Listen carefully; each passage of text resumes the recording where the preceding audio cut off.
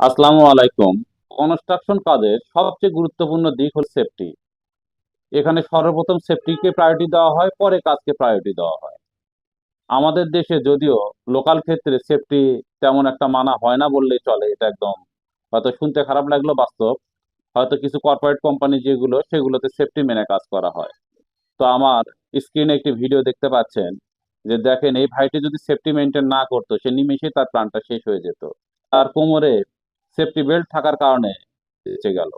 তা আমি আমাদের সমস্ত ওয়ার্কার, মিস্ত্রি ভাই, ইঞ্জিনিয়ার ভাই যারা আছেন সবাইকে অনুরোধ করব, আপনারা যখন কনস্ট্রাকশন সাইটে কাজ করবেন অবশ্যই সেফটিকে প্রথম প্রায়োরিটি দিবেন। কারণ আপনার শরীর ভালো থাকলে, আপনার স্বাস্থ্য ভালো থাকলে আপনি কাজ করতে পারবেন। আপনি অসুস্থ হয়ে গেলে আর কাজ করতে পারবেন না, আপনি সমাজের এবং পরিবারের বোঝা হবেন। তো আজকের আলোচনা এটুকুই ছিল। আপনারা ভালো থাকবেন, সুস্থ থাকবেন, আমার জন্য দোয়া করবেন। আসসালামু আলাইকুম।